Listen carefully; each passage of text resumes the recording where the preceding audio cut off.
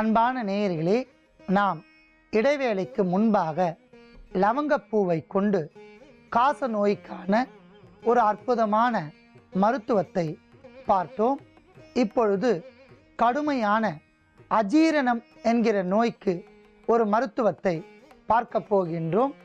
இன்டைஜஸ்டிக் என்று சொல்லக்கூடிய அஜீரணம். பொதுவாக அஜீரண நோய் இருந்தால் மலச்சிக்கல் ஏற்படும், அடிக்கடி முதுகுத்தண்டு வலி காணும், கடுமையான நெஞ்சு எரிச்சல், புளித்த ஏப்பம் இவையெல்லாம் ஏற்படும். அதோடு மட்டும் இல்லாமல் தூக்கமின்மை என்கிற நோயும் ஏற்படும். இந்த நோயை முழுமையாக தீர்த்து கொள்வதற்காக நாம் லவங்கப்பூவை கொண்டு ஒரு அற்புதமான மருத்துவத்தை பார்க்க போகின்றோம். உர்க்கடம், லவங்கம், திரளி என்று பல பெயர்களில் அழைக்கப்படுகின்ற லவங்கப்பூ மிக சிறந்த கிருமி நாசினி. அஜீரணத்தை நீக்கி ஜீரண சக்தியை மேம்படுத்தும், வயிற்று புழுக்களை கொல்லும், வயிற்று பகுதியில் இருக்கக்கூடிய பல நோய்களை நீக்கும் என்பதால் நாம் லவங்கப்பூவையும் எடுத்து வைத்துள்ளோம். அடுத்ததாக நாம் எடுத்துக்கொண்ட பொருள் சுக்கு.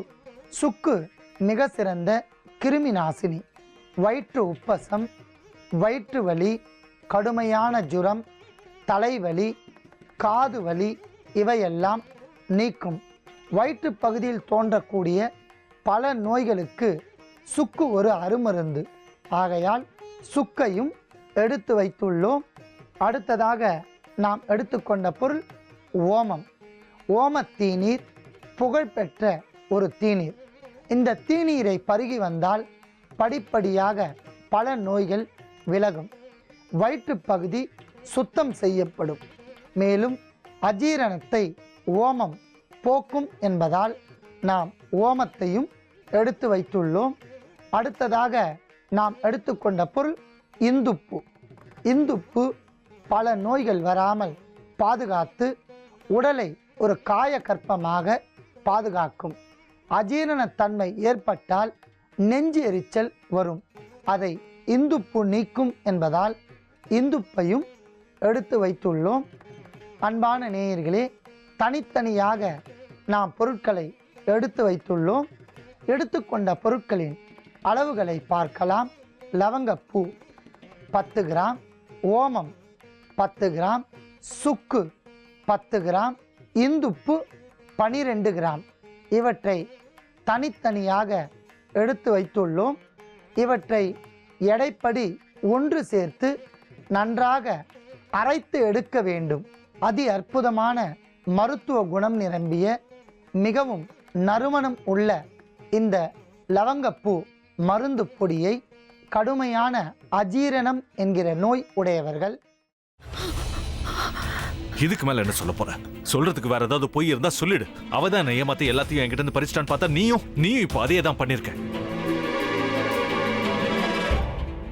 ஏன் ஆலியா, ஏன் இப்படி பண்ண? இந்த உலகத்துல பாட்டிக்கு அப்புறம் நான் யார் மேலேயாவது உயிரியே வச்சிருக்கேன்னா அது ஊ மேலதான் உனக்கு தெரியாதா? ஏன் இப்படி பண்ண ஆலியா?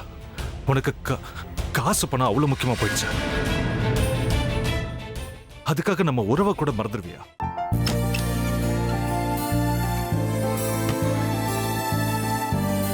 சக்தி சக்தி, ஒரு நிமிஷம்.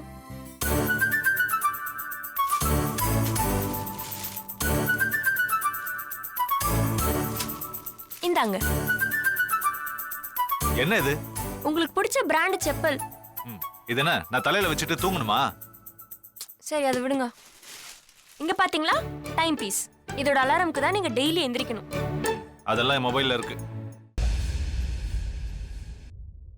முத்து,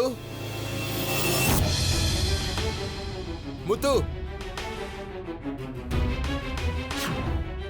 என்னடி இவன் முத்துன்னு ஒருத்தைய உருவாக்கி விட்டான். செல்வியை மறப்பான்னு பார்த்தா எப்ப பார்த்தாலும் முத்து முத்துன்னு கூப்பிட்டு இருக்கான்.